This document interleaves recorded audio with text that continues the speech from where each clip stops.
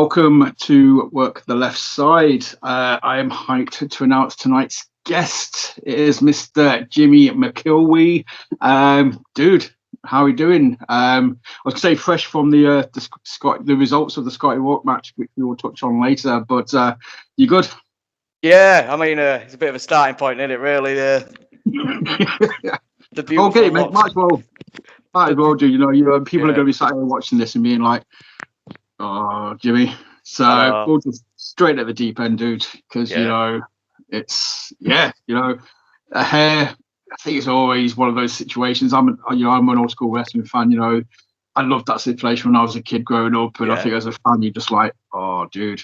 I've got under the beanie. I'm rocking the top knot. I've got long hair, so if I was in that position, I'd be devastated. Yeah, it was a weird thing. When I didn't even think about it really until we got backstage. We did it basically the face losing the hair. We haven't seen that in a long while. It's always the heel, and it was. I'm hoping it added a bit of a nice spin to it. Really. I don't think there was any doubt, and everyone knew I was walking out bald anyway. They knew it was coming, but it's still a spectacle to see someone get the head shaved anyway. So. And that's it. It's that suspension of disbelief, and wrestling fans. I mean, I know, you're still a fan. You're able to turn on that suspension of disbelief when you're watching it, kind of thing. It's always just that. If you can just give the fans that little bit of glimmer, like that 10% chance, like, oh, maybe he might win, maybe he might keep his hair. And then it's just like, nope.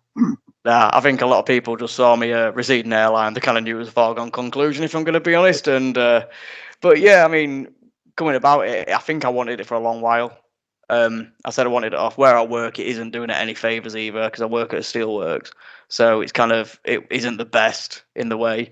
And it was by the end, I was looking in the mirror and I was like, oh god, you look a state. What are you doing? And then the opportunity came up, so we thought, let's run with it and let's do it. Yeah. Dude, well, in the future now when you team with Dara, much more looking alike. Just don't just have the mustache. Keep the beard. The beard's good. We like the beard. No, that's the thing. I said, like, do not touch the beard. You can do what you want with the hair. I do not care. Just do not touch anything on the face. It'll be fine. But that's again though. Cause I've got access, to the BWR on demand, so I've seen the match, seen the reaction. Yeah. The fans were just so into that match. Like you said, even though probably they didn't think you had a chance, the atmosphere.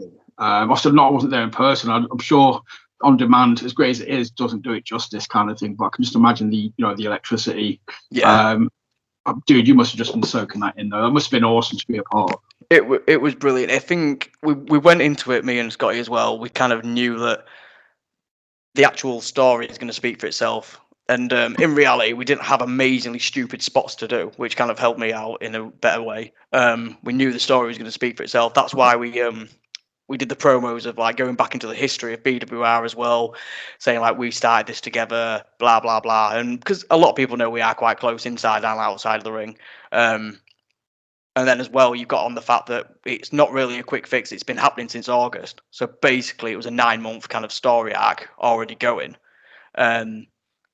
And I think, without pulling the curtain away too much, it was supposed to happen last year, but I had to bail on one of the shows, and we kind of says it works out for the better. It kind of adds it more layers as well, and we can hype it a little bit more as well.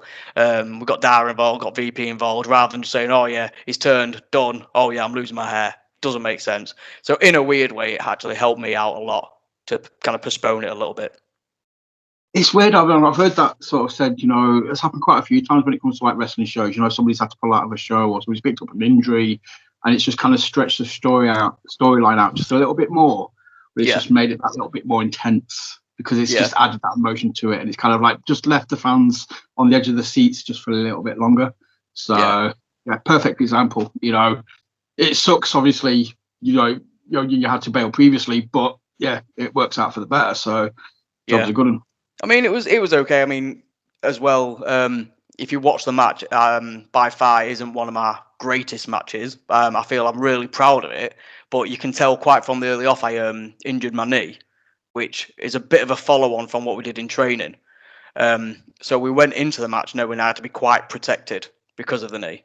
And if you watch it back, you can. I think it's on my entrance of all things. I kind of tweak it, and I was walk past Scott and say, "Knee, it's gone," and it kind of hindered me for a bit in a way.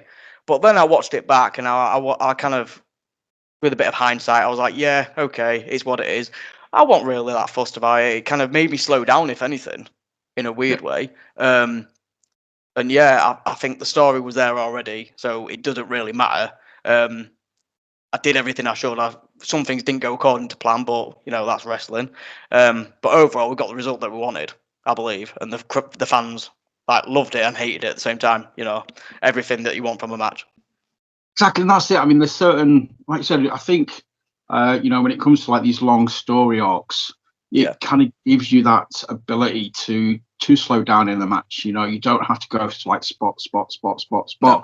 They're great for like exhibition matches to showcase what you can do. But if somebody's involved emotionally in the storyline, dude, as long as you tell them a story, it doesn't matter how fast you go, as long as you tell them the right story.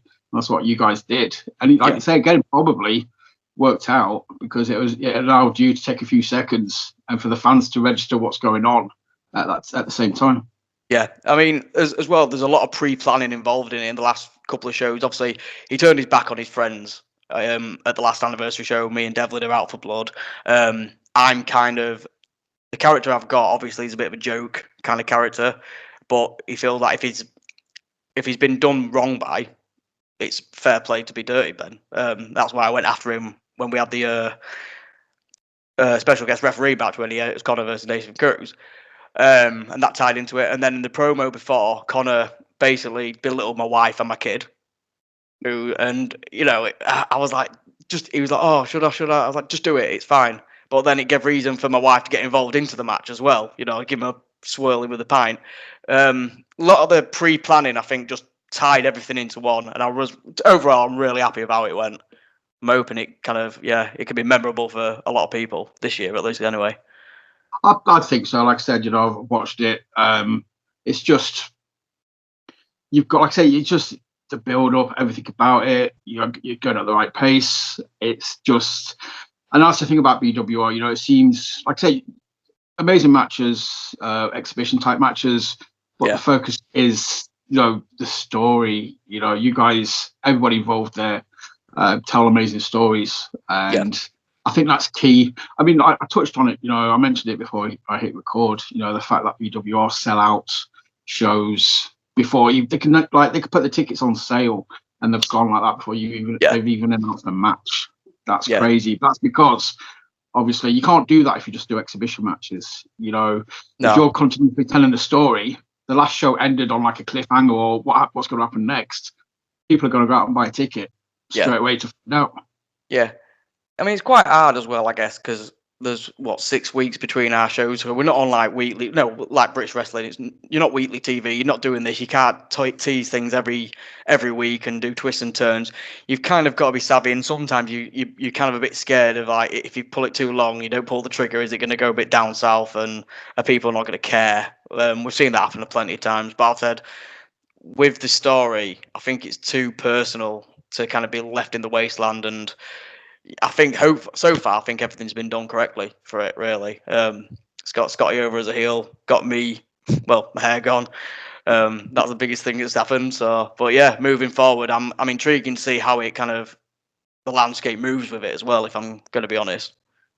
Well, it gets you the sympathy as well, doesn't it? Going forward now, you kind of got that sympathetic. Yeah.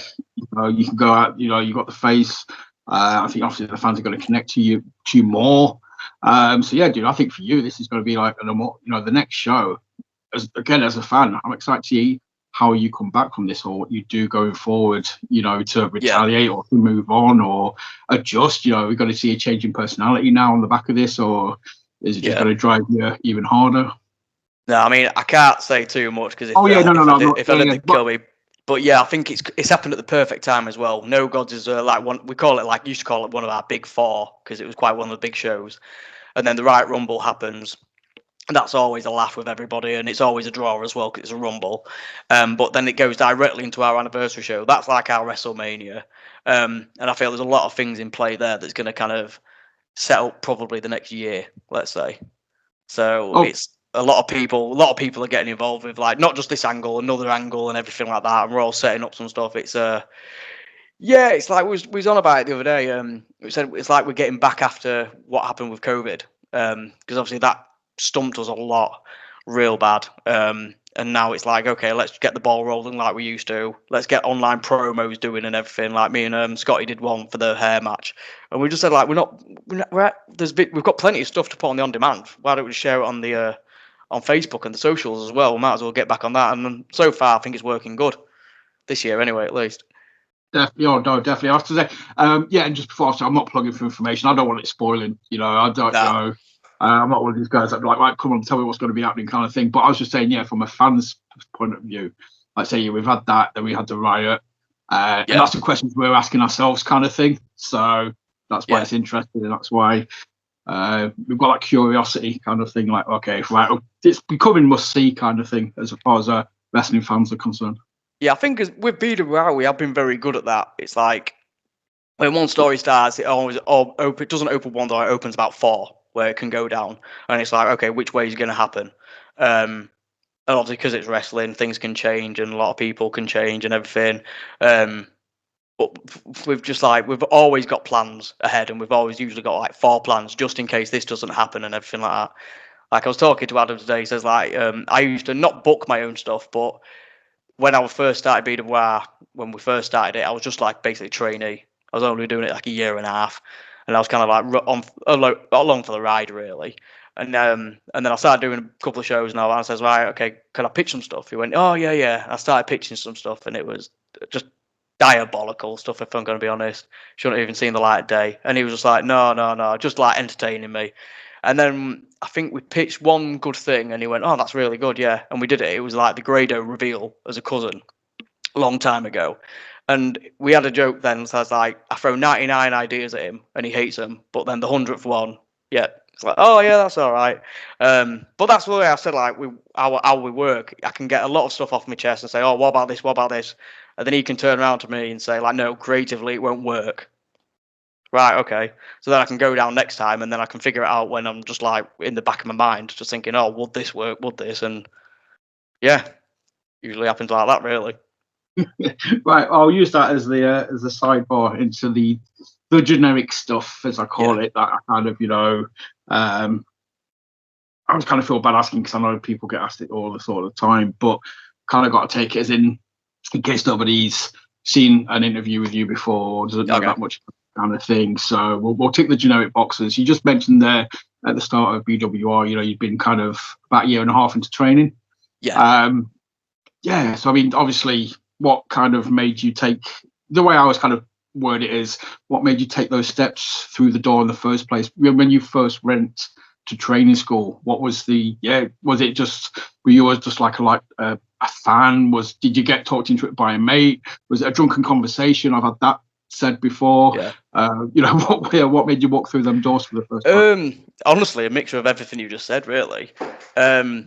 I started going to GWA, Grimsby Wrestling Alliance, as a fan, just watching it. I kept seeing some of the wrestlers and thinking, oh, I'd like to give it a go and all that.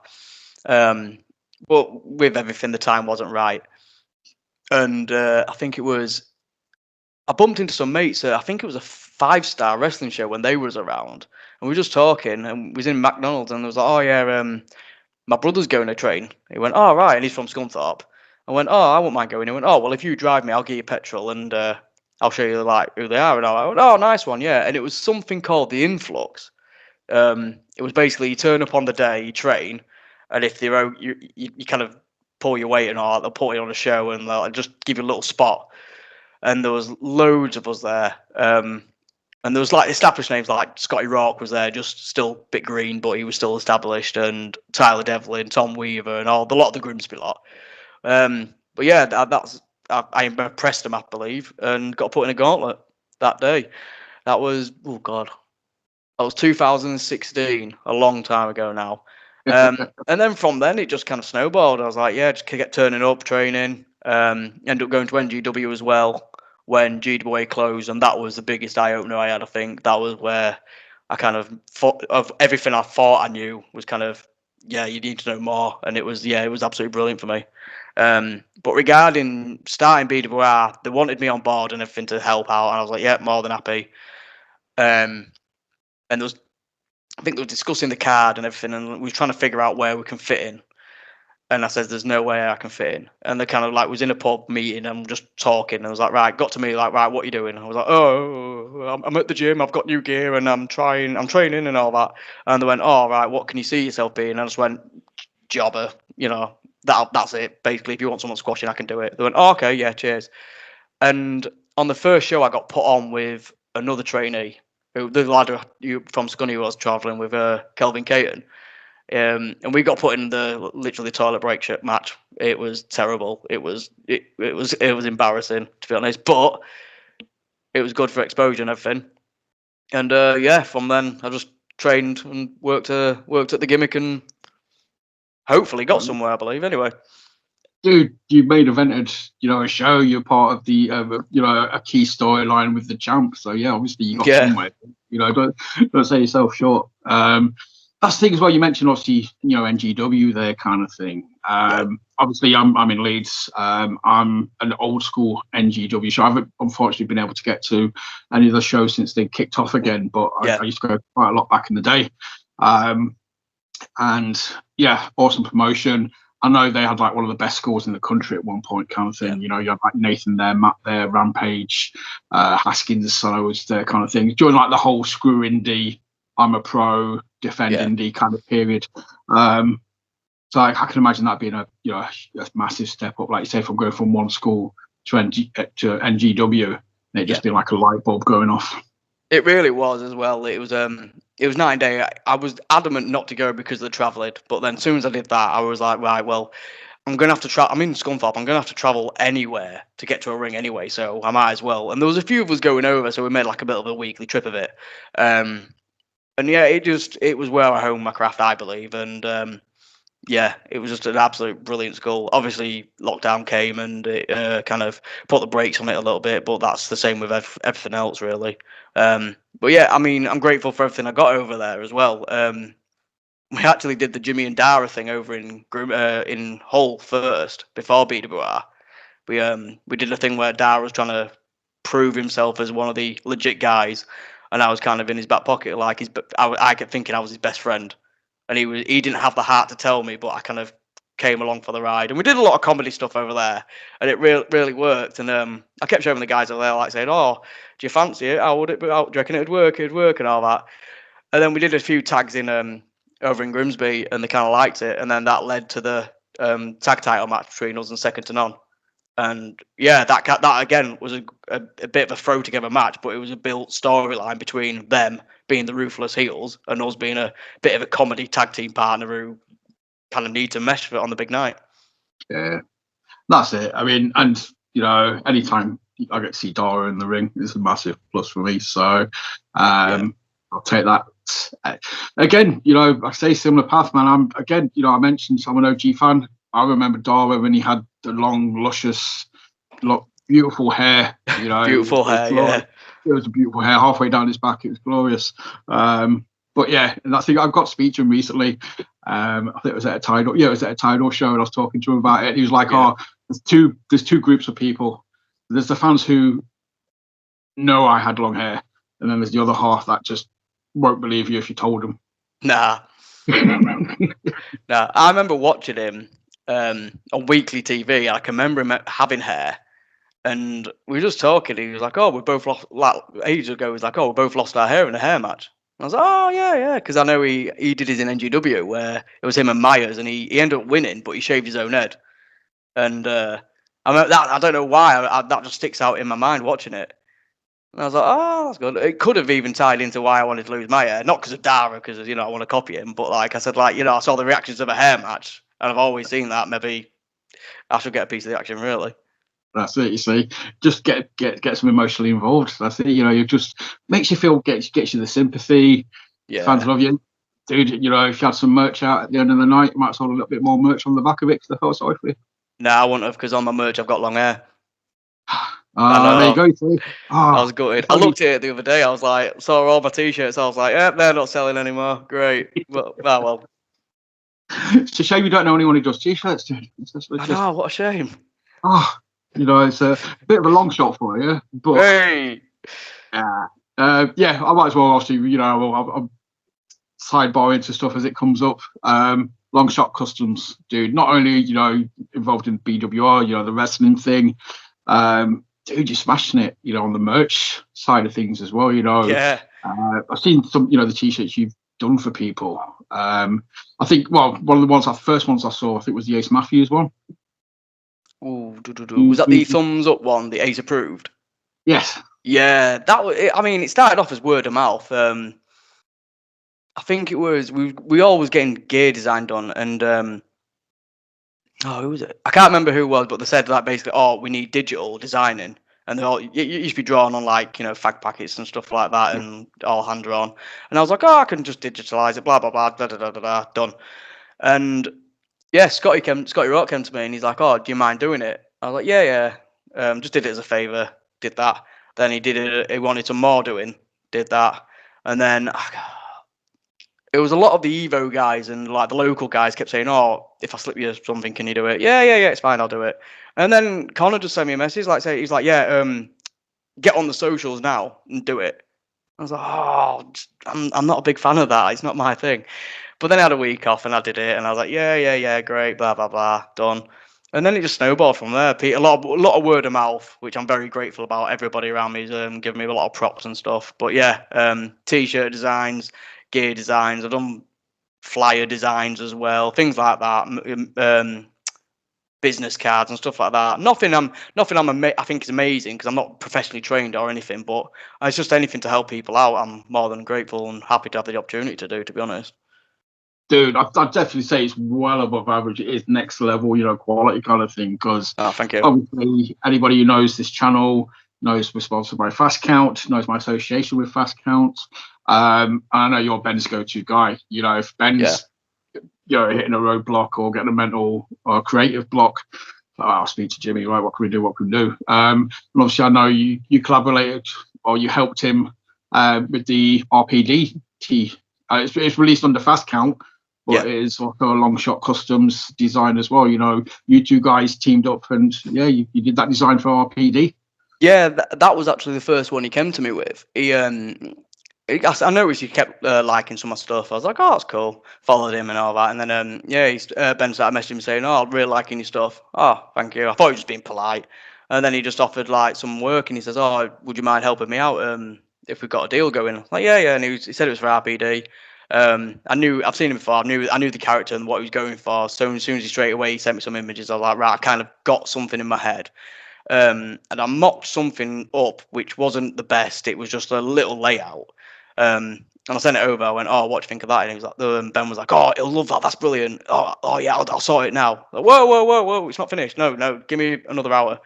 So I kind of went away and did it. And I think Ryan liked it really. And that was the first bit of outlook I really got from Fast Count, if anything. But yeah, from then he's given me a bit more jobs. Done one for Dynamite Lee Dawson recently. He's in the process of doing that. I've shared it on my page, but I'm really proud of that because that was my first venture into illustration. That was the one against the brick wall. Yes. Yeah. You said it was a bit backwards and forwards, and he's just kind of ironing out details. But yeah, I messaged you on the back of that one, and I was like, dude, that looks sick. That looks awesome. I think that was version 5, maybe. Like the first one we did, it was kind of him looking at a spray wall of him, and his back was to the camera, and it looked really good. But then I was like, I kind of think it'll sell more if it's your face, and you can get the facials and stuff. And he was like, yeah. And I said, look, if you don't, I can do it off my own back. It's just practice for me, if anything. If you don't like it, it doesn't matter. We move on anyway. And he did it halfway through. I just sent him a screenshot saying, what do you think? Yeah, that looks good. Right, okay, we progressed. And yeah, he was really happy with it. I'm hoping he's going to get them done soon. He was on about it the other week, putting the feelers out and everything. But yeah, I'm really looking forward to how they'll turn out, to be honest. Dude, yeah, it looks awesome. And I said that's up my street kind of thing. The thing is though, like again, anyone who knows me, give me pencil, give me paper. I'll knock it out the park. And then I spend too much trying to do it all on MS Paint. If that's as far as my digital hands go. I'll sit there do a pixel at a time on Paint, and I'm like, that's it, I'm out. I've had enough. No, it's I mean, I think if anything, I think lockdown spurred it on. If anything, got put on shift, sat at home doing nothing, absolutely bored, and I was doing a bit of video editing, doing some stuff, and then we did have a YouTube gaming channel, but didn't work out. But that was literally just testing the water with stuff, and then we had to do thumbnails, and I was the go-to guy to get Photoshop out of everyone, and I was like just doing it, playing around, self-taught, and all that. And then it kind of snowballed into that. I was like, oh yeah, I could do this. And then I was like, oh, I know how to make things PNG now. And I was like, oh, maybe I can do a logo. Maybe I can do this. And then I just started thinking like, right, okay, what can I do now that will affect wrestling or give me an outlook into it? I think the easiest thing for was logos and like entrance videos and stuff like that, which I can do now. Nothing fancy or amazing by any accord, but to do the job for a show. Like, a lot of them was used at the Right Rumble the other day, so I was more than happy with that.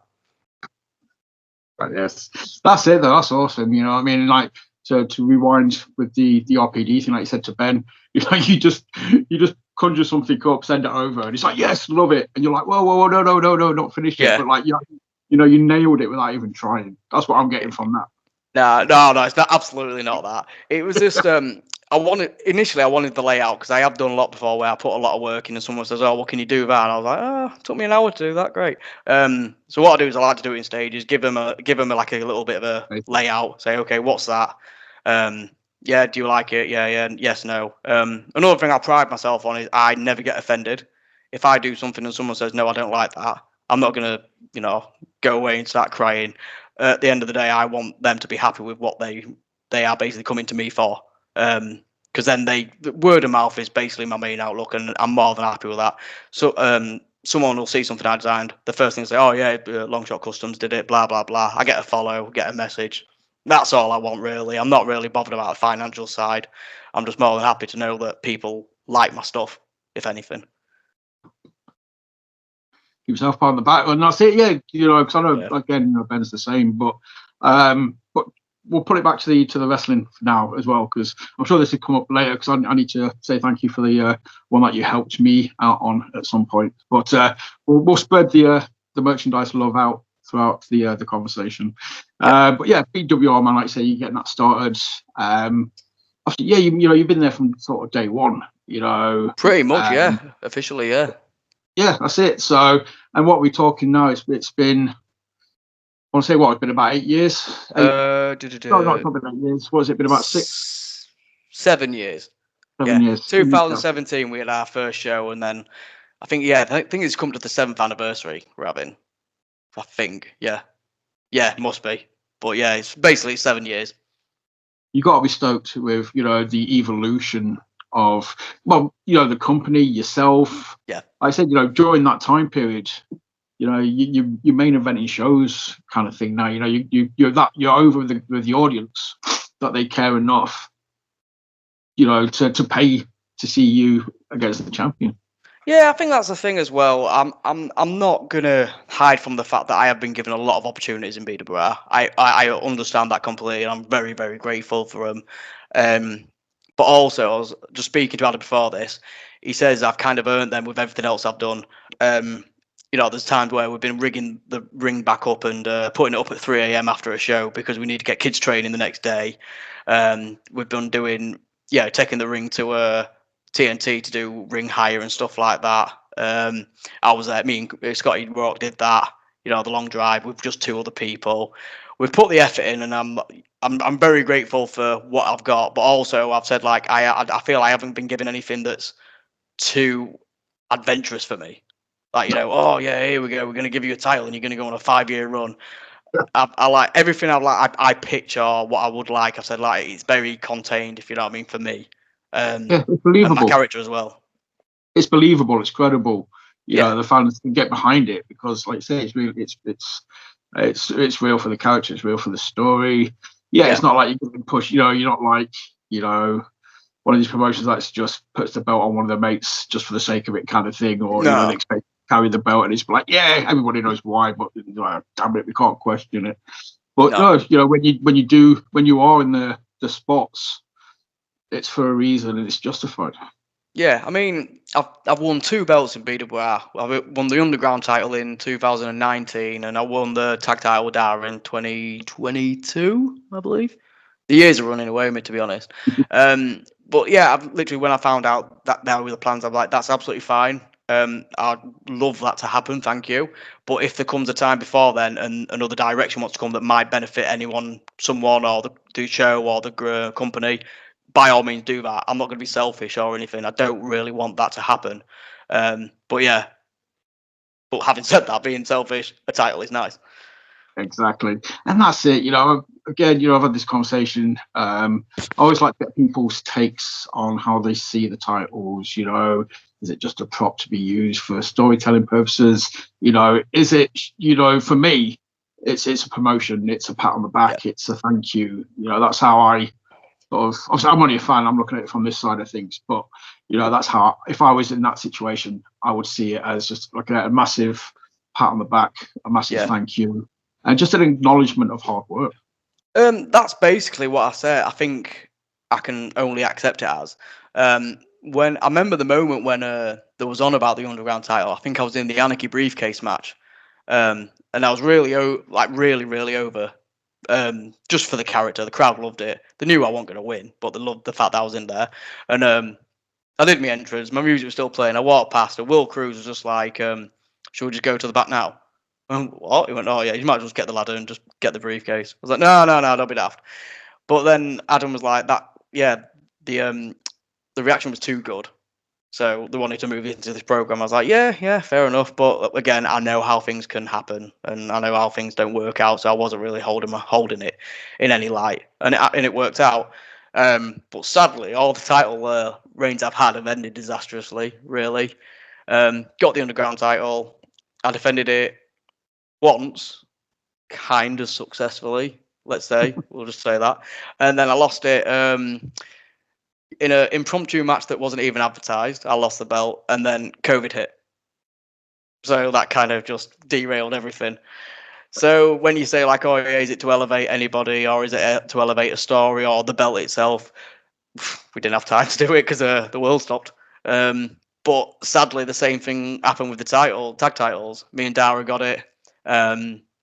We didn't have the opportunity to defend it as well. The next show he took on Miles Kamen for the underground title. Was a really fun match, and it was to establish them. Miles joining R&R and that little group going together. And then sadly, Dara got injured. So the next show was No Gods, No Masters, supposed to be a big show. We kind of came out and went, "Yep, here you go, here's your belt." It sucked, absolutely sucked. But I also knew there's no getting around it. That's what's got to happen. Really, we can't defend it when one half of the tag champs can't wrestle. So sadly, like, to elevate things and put people into a better storyline, I wouldn't know. But well. But you can take it as, well done. Thank you for hard work. There's a belt. That's it. Yeah, I remember obviously, Dara getting, being out injured for a while. That sucks. I think that's why I'm so hyped to see him back now, kind of thing, because it was sort of, it's gone for, too long kind of thing. And it's just like, yeah, he's back. He's awesome. I've seen him do some amazing stuff since he's come back. So, big shout out to Dara. So get that out there. But yeah, talking, like BWR, the evolution of your character. We've mentioned Scotty, Miles Kamen, Dara, Will. The talent you guys have is incredible, and some of those ridiculous names, you've seen them from day one, like your Scotty's. I've always been a fan of Scotty's for the last couple of years, but over the last 12 months, I hashtag Scotty is awesome a couple of years ago, and I'll stand by that. I was like, yes, but now everybody else knows how awesome he is, and he's just going and going and going. But like Will as well, he's going on. Obviously, he's a former BWR champion. He's just a big boy. I think the sky's the moon's the. I can't get my sayings out, but the sky's the limit. The sky's the limit. That's it. I was getting the sky's the limit, or to the moon. I was getting them. The moon's the limit to the sky. There we go. Yeah. No, we've got a really good pull. Even people like Robbie X. How he's signed, I don't know at the minute. Just watching him in one PW with Will Ospreay. I was there ringside with Stevie Owen ringing the bell, and it was just an absolute masterclass just to watch. It was so good. And every time you see him in the ring, he doesn't miss a beat. He's absolutely fantastic. But then you've got like that style, obviously the indie wrestling, the cruiserweight style. Then you've got the classic style of like Joseph Connors and Nathan Cruz, who have currently just gone into a little storyline.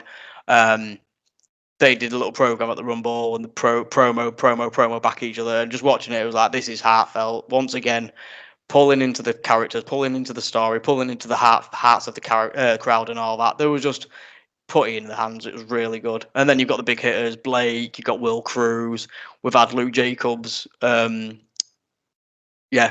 year, Brady Phillips, a lot of different guys from around the country. The pool is absolutely massive, like you said.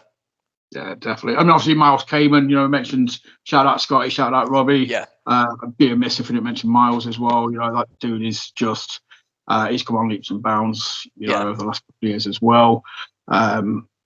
It's just, and obviously, we've got the tag teams. I'm just going to do this if anyone can. There you go, get him in. Get him in, got a shout out to my boys, Hack and Slash. Yeah. Waiting for them to start tearing it up in BWR. Again, just for me personally, they're a new team, they're fresh, there's something I've not seen before. That's my whole reason behind the I'll keep bigging them up as much as I can, because I think they're both really awesome human beings as well. Yeah, I mean, looking at everybody at BWR, there's probably going to be so many I've missed off, and they're probably going to get messages tomorrow saying, why didn't you mention me and all that? Oh, sorry. But no, like, Brandon Butcher come from, basically started at Evo, and he's come through, based in Grimsby. Him and Jay Vertigo doing really good stuff. You've got the Row Bros, basically, that once again, like Brandon, Evo through and through. I think it was Zachary Rowe, tutelage of Matt Myers and Nathan Cruz, absolutely come on leaps and bounds. It was actually weird. We saw 8 years ago in one of my first ever tag matches. There was me and this lad, and little Zach Rowe was about 9, and he was our mascot for the night. And we was doing a horrible Scunthorpe footy hooligan kind of gimmick, and we looked horrendous. And we got over Zach and just put a flat cap on him, scunny scarf, and painted a beard on him. And he was our little mascot. And I was just looking at it, I was like, that is absolutely ridiculous to see how he is there now compared to our mascot. Yay! But no, like even them level of lads, I'm really excited to see where they're going to go. Like I've always said, I got into it way too late in my life. I got into it, I think I was 25, something like that. So pretty much my young days were already gone even before I got into the business. But then they've basically like been doing it since I was 15, 16. They're bred for it. So just to see them at this level now, give it 5 years, where they're going to be now, it's going to be mental. That's it. I mean, I just imagine as well, dude, you just stood there, you're like, fuck, I feel old. When somebody was a mascot like for you previously, and now they're tearing it up on the roster. Oh, it's one of those moments where you're just like, oh. I know, it's horrible. It's mad as well, like because we train together as well over in Grimsby, me, Rose, and Brad, and they're all doing these stuff and all that. I'm just there like, oh God, I wish I was young and could do backflips and all that. But nah, here's what it is. I mean, I wish them all the best, to be honest. They've got so much at the feet, all three of them, and yeah, they're just. It's up to them to make some of it, but I'm sure they will. I've got absolutely all faith in it. That's it, right? But I mean, you're there, you're doing this. I mean, say, people that have come through, people that are there. Again, you got to take some credit in that. You got to sort of like, the fact that you would have played probably more of a part than you appreciate or that you kind of know. I think if I was to speak to any of those people, they'd be like, yeah, Jimmy Sparks, he's played a massive part in this, that, and the other. So I think you are that kind of guy. You go out your way to help people. You do this. You've mentioned it before with the merch. Just like I'll help you out and do this. So this is me giving you flowers. Me sort of saying, thank you. You're awesome, dude, and I think you've probably done a hell of a lot more than what you actually think you have. Yeah, I mean, I think I've just been one of them things like, he's always in the background and he's always been there. But like we said, I don't think I've done enough in wrestling to have the credentials to say, right, you need to do this, blah, blah, blah. All I can offer is what's been passed down from like my tutors to me. And I can say to them, okay, if you do it like this, there's a reason for it. Whether they listen to it or not, don't really mind. It's up to them. I'm just giving my opinion. There's no right way. There's no wrong way. It's just an opinion and a way of doing it. But I've learnt off some of the best in the country through seminars and weekly training and just being talking behind the scenes at shows and everything. And I've been given absolutely brilliant feedback on little things that I never even thought about, like just some stupid stuff. And all I can do is pass that on, and I usually name drop if I'm going to be honest. I'm not going to be shy. Like, oh, when I was in a match with Grado, he told me, and like, that type of stuff. But then you say that, then no, it's not coming from me. It's coming from someone who's told me. So there's a bit of legitimacy there. No, name drop away, dude. I mean, we had Bobby Cash on. I think the whole episode was him just name dropping random people. So that's perfectly fine. Or that's the thing, though. Like you said, you've been around. You was there, like so when it started. You got, like say, you mentioned your Grados. I mean, Kip Sabian. I mean, he's a BWR OG. Yeah. He's been tearing up in AEW. Yeah, he was a regular as well. That's the thing. Yeah. He was was he first ever cruiserweight champion? I think he was, and he was tag champion. He was there. Obviously, he's gone on to absolutely own the world at the minute. He's over in America doing brilliant over there. But then obviously he came back for us 2 years ago, and he had that absolute banger with Robbie, and he did a seminar afterwards and at our Evo training school, and just like even like picking his brain there, and I was talking to him, and just like I was asking like little things, and I was like, I don't want it to seem stupid, but like these are things I want to know, like because he's working weekly TV shows, so like me and Zach Rowe were just asking him stuff like, oh yeah, positioning with the camera and all that, and what's his take on this and that, and all. It was just a brilliant kind of experience just to talk like stuff like that. Really, it was real good. Well, that's it, because I mean, you can pick your brains, because it's a whole different world, isn't it? When you're sort of talking, you can be at the top of the game in the UK, you can be at the top of the game in Europe, kind of thing.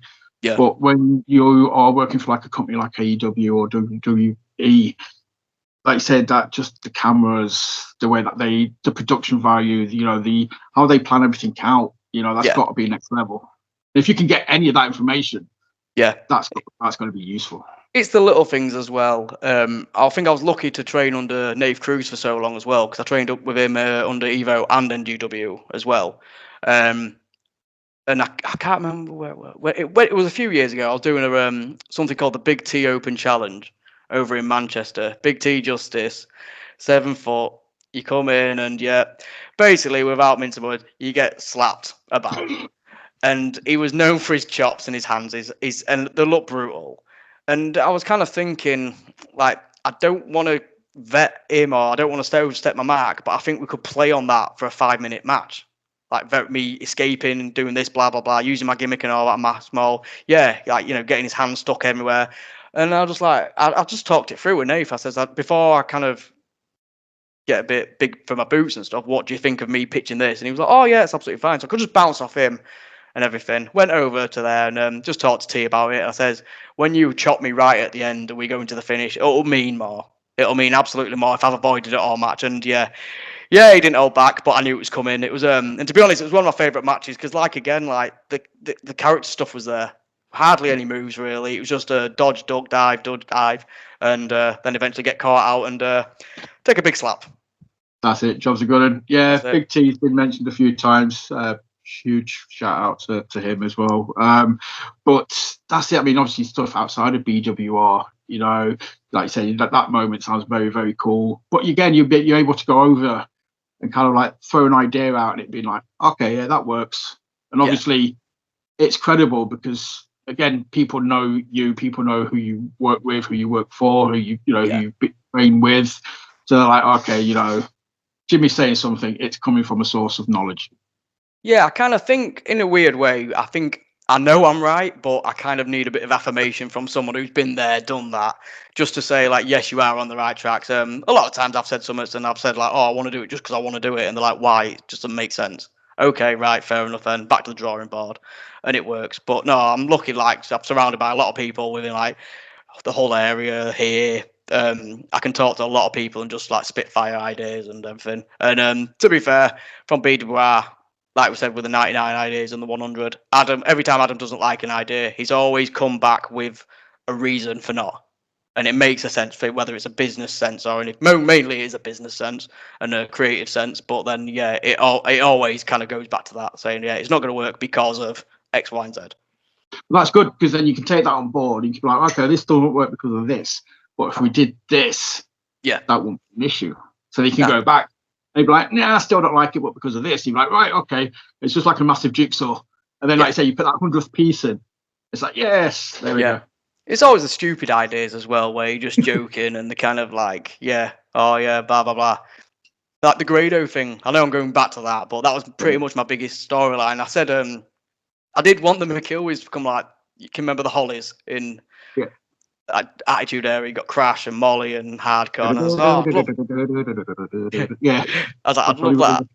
I'd love that kind of thing. And they says, who would you want in? I just started spitballing stupid names like, Bubba Ray Dudley is my cousin. No, shut up. What about Hardcore Holly? No.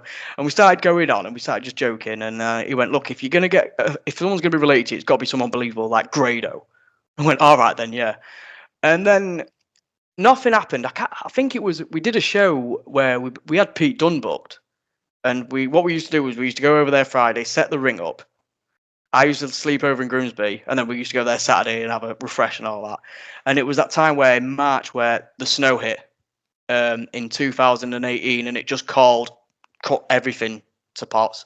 The railways closed, everything just was horrible. And I remember being down at Adam's, and Adam just walked down, and he kind of looked his like stupid grin on his face. I was like, "What?" And he was like, "Do you want to drive to Birmingham?" Oh, for God's sakes! Explained, Pete couldn't get over, and if we'll have to cancel all the tickets and all that and give everybody a refund, and there'll be no show. And I was like, yeah, why not? Go over there. Did it, and luckily I didn't have to drive back. He got a lift back, but I was just like, yeah, fair enough then. And he kept saying, "Oh, you've saved the show, you've saved the show." Yeah, great. And afterwards, I can't remember what he said. He went, so he offered me something, whether like money or petrol money. I was like, just give me petrol money. That's all I want. It'll be fine. He went, okay. We'll talk and we'll give you something. Right, okay. And then he rang me about a week later. He went, "Do you want Grado?" I went, "What?" He's like, "Yeah, do you want Grado as your cousin?" And then we tried like figuring it out for the next show. The anniversary show was coming up. Went, "That's a big reveal. You haven't won in BWR yet. That's the time you get your first win and all that." And then we started doing it. And then we started plugging the promos of going to Scotland to try and find him and all that. And we teased everything and all that. But it worked out brilliantly. But that was like just a drunken, stupid idea between mates, and it kind of worked. But that was actually, I think that was our first thing that really got me, not on the map, but like kind of got me a bit of attention, because they were like, this guy's gone to Scotland just to film a promo. So yeah, we literally just got a van, went to Stevenson for a day, filmed about, and then came back. It was absolutely mental. Dude, that's talking, that's like old school when I'm talking to people, and all about, being on the road, go from show to show. It's bad enough doing it when you go from like show to show.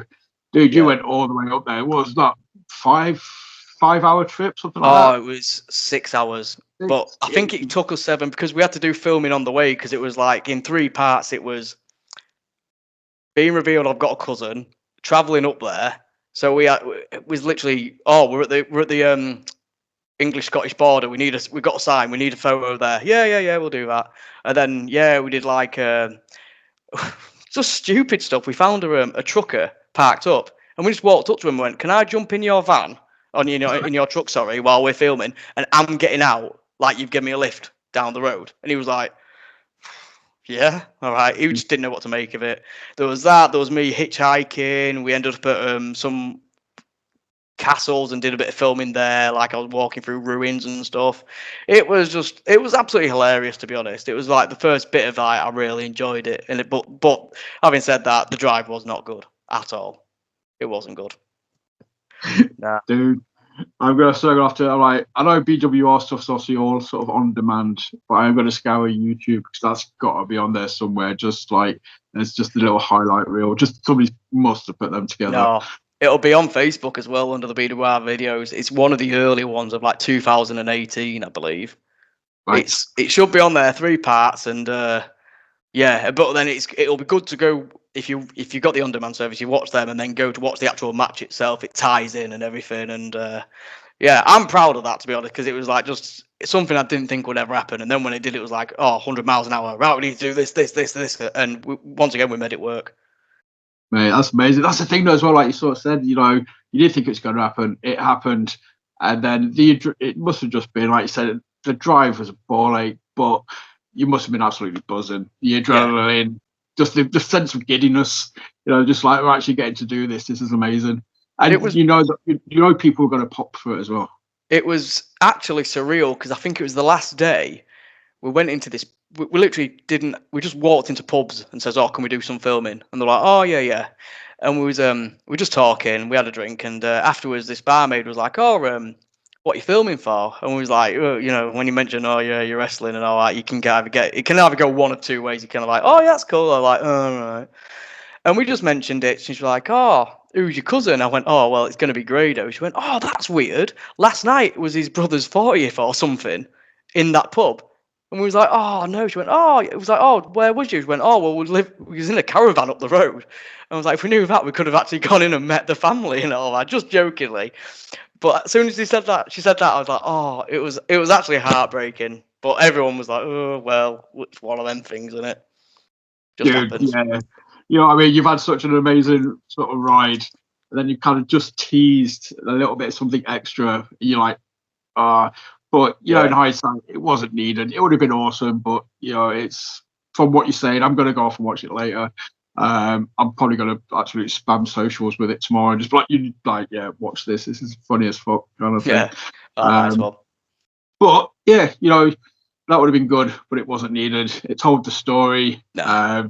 You got to work with Grado, who at one point was like probably one of the biggest names in the world when it came to wrestling. Stuff he did with TNA, like gut check kind of stuff, whatever their version of Tough Enough was called. So, dude, that's a massive box ticked. Yeah, it was really cool as well. Like, he was open to anything. Like, I don't expect to say, "Oh yeah, I'll come in, but I'm not doing this gimmick or whatever." But I was in two minds when it was we was putting it on the line and everything. It was quite obvious. When we got to Scotland, I got all out in front of a sign called Stevenson, and then I was walking around and everyone's like, "Oh yeah, can you see my cousin? Oh yeah, oh what's his name? Oh, he's called Graham," and like there was a lot of things that everyone was like. I maybe thought it was a bit too obvious. Yeah. But I think it would be obvious for the actual guys in the know. All the others would have like just like watching the show really. And then when his name came up on the entrance video, the pop was just ridiculous. I was like, "Yeah, there we go. It's all been worth it." There we go. Nice one. That's it. That moment, that payoff, that reaction. Yeah. So right, obviously, you've challenged for the title. The hair's gone. Just talking about ticking boxes. Have you got any I think you want to do over the next couple of years, sort of wrestling wise? Is there any sort of? I'm not saying you're going to do it, but if you was to sort of say, this would be pretty cool. Anything springs to mind? Not really. No. I mean, there was a bit in the promo where Scotty called me a weekend warrior, and there was a lot of truth to that. Sadly, I can't push myself as much as I'd like to. Work and kids and family life comes in. Absolutely, you know what I mean? I'm not one of them who wants the world as well. I'm beside myself. I know what I'm doing at the minute. I'm happy with what I'm doing. I always use the analogy, and it's morbid as hell, but when I'm on my deathbed, I'm going to look back and say, yeah, that was a cool ride. That was all right. You know what I mean? I'm not going to wrestle in America. I'm not going to wrestle in Japan. I'm not going to get signed. I'm not bothered. I know a lot of people would love to do that, and it would be nice. But I know my time's running out. I haven't got the time to push myself and everything. It's not logical. But if I wanted to start on a small base, I just want to get back with Dara, to be honest. I feel the run we had was a bit anticlimactic. I feel I could have done a lot better if we had a bit of time. Obviously, the injury was no one's fault. It's absolutely abhorrent. But we was getting somewhere over in NGW, and then shock horror, COVID hit, ruins all my plans. But yeah, we spoke about maybe going somewhere else and maybe just pitching some other stuff for other promoters. I wouldn't mind that. But at the minute, I mean, I just like to see like where we kind of left off and see where we could like play this new dynamic we've got. Because now I think the old Jimmy's gone. He's not completely gone, but now this has happened. It's got to have a bit of a change, really. Yeah, that's it. And yeah, I mean, again, just from a fan's perspective, yeah, I'd love to see you and Dara together in a team. I think that'd be awesome. And I think, not just in BWR, not just in NGW, I think that's something that, promoters might start to go like, hang on a minute, okay, we could work this into a show. I think you two guys offer something. It'd be something different as well to other promoters that the fans haven't seen before. It's like, I think as well, just turning up on the show, it would work perfectly. Dara's got an absolute killer gimmick, and my gimmick is so over the top, meshing us together, it's automatically there. The chalk, it's the classic chalk and cheese dynamic.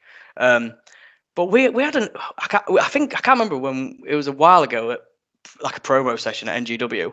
We did a promo where it was revealed that we were like best friends at school, and I was a nerd, but Dara was like, he was a bully to bullies.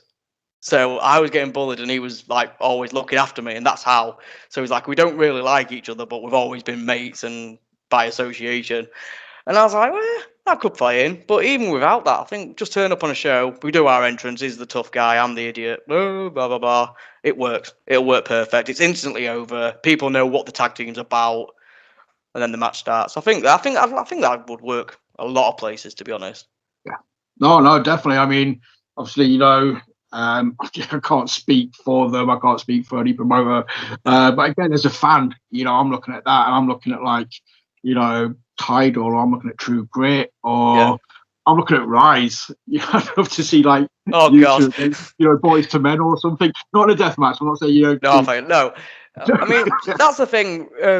We did do a crossover with Rise as well. What they're doing over there is absolutely brilliant. They've obviously got the deathmatch thing that's their niche, and that's what they are good at. That's absolutely brilliant. Me doing deathmatches, no, but the character with Dara being all loved on one of them shoes could add a nice dynamic to the show. I don't know. One day, if the opportunity came, I'd jump at that. But you don't have to actually be on the receiving end. You could be in a match, but the fact is, nothing happens to you. You're constantly hiding behind Dara, like, no, not having this. And poor Dara's getting the brunt of it all. Until at the end, it finally happens, and boom, finish. Just a chair shot, no light bulbs, just something. A subtle death match moment.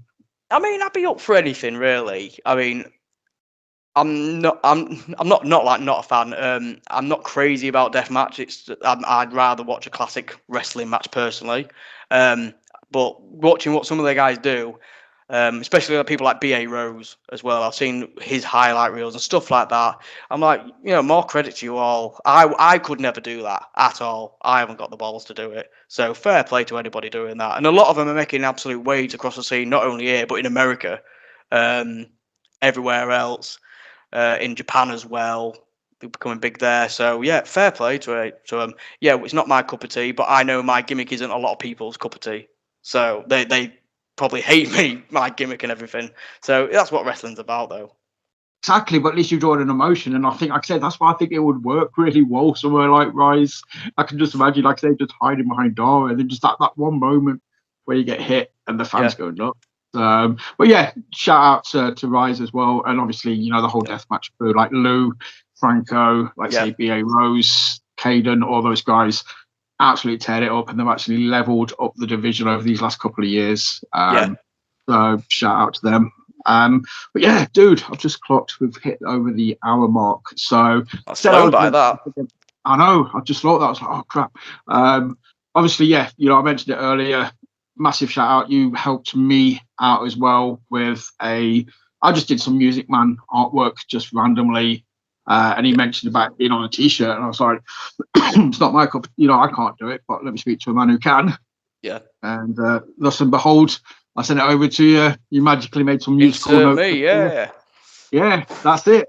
Then you sent it back to me. I sent it forward. And I think that's officially the first fast count, long shot, work the left side, collab piece. Collab, yeah.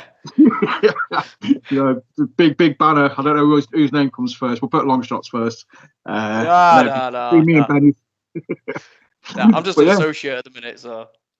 Dude, that's the thing as well. That's what That's what I'm going to sort of start to wrap it up on this, though. But it kind of reminds me of just wrestling in general at the moment, where everybody just seems so happy to help other people out. The people are elevating other people. It's kind of like, again, I've mentioned this before. It's not like it was like 10 years ago, maybe, or where people are very protective or it's very cliquey.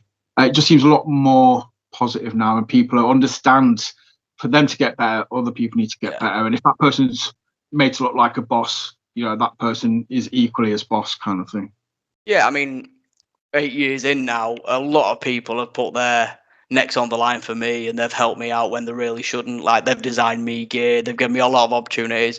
Why would I not return the favor? You know what I mean? See guys coming up, coming up through the right rumble. Some of our Evo trainees, there was like, oh yeah, it was just going to come out into a with the generic music, Evo logo, yeah, let's do our entrance. And I says, oh, I'll make you a video just off the chance. I cleared it with BWR, and they was like, yeah, do whatever you want. And I was like, it's got not to be anything like amazing or wow, this is out of this world. It'd literally be something, your name, great.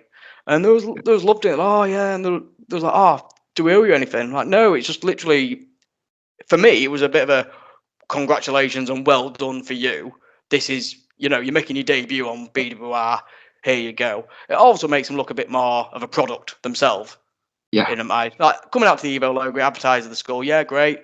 But something like that, just it's something little that they will feel quite happy about, and it'll go a long way, really. It absolutely blow their mind, kind of thing. I can again only imagine, but yeah, it's like that moment where they feel established. They feel, it feels legitimate. You see your team's name up on the screen with like some snazzy graphics. Like I say, it don't have to be earth-shattering or mind-blowing kind of thing. It's just they've got their own music, they've got their own video. As kids, that was the dream. Walking out and seeing something with your name on big screen, dude. Gosh. It's the first bit of establishment in it, really. As soon as you see that, the name, like you kind of get a taste for the gimmick until they walk out and they give you your. It's something little, but goes a long way in my eyes. Definitely, totally agree. And it just, like I say, but it's brand exposure, and also, on the flip side, it makes BWR look legit as well. You can't just have, if you just went for the generic entrance kind of thing. Yeah. If it's the fans' first time watching it and they see that, they're a bit like, okay, it might just throw them off a little bit. Yeah. But if everybody's got their own custom entrance, that first time fan is 100% in. They haven't been taken out of anything, and they're just enjoying the show. Yeah, instantly gets who they are as well. It makes them, the names in big lights. It makes them memorable rather than, we've seen it 1,000 times where someone comes out and you can't really hear Youngie on the microphone, so you kind of like, yeah, big guy, you go for it, and like, you know what I mean? Yeah, but if the name's there, automatically you know who it is. It's just the simplest way of doing it, I think. Definitely, dude. So fully agree with you, and I'm sure those guys, like I said earlier, mate, you made more impressions than and you probably helped people out more than you actually realise. It's just stuff like that. I just think it's awesome. Nice one, thank you. No, I always do, but I will let you go because I know you mentioned you was fighting the toothache before we started talking, so I don't want to keep you too much longer. So I'll let you go, dude. Put your feet up, chill. But plug your socials. Where can people, obviously, long shots, anything like that? Anything you want people to go look at on the socials? Tell them where to go. On the socials for my wrestling, it's Jimmy Mcilwee official on both Facebook and Instagram. Sadly, I don't do the Twitter because I'm too scared. It's too much of a dark pit for me. Same again with LongShot Customs 23 on Facebook and Instagram. Anything I can help with, I'd love to have the opportunity to do. And if I'm going to plug anything, the Scotland videos, that's all I can do. That's my best work. If you go back onto the BWR Facebook page, there should be in there from 2018. You might have to trial and error a lot of stuff, but they are there, and by far it's where I think the comedy character really came over, and that's the biggest idea you'll get of my character watching them.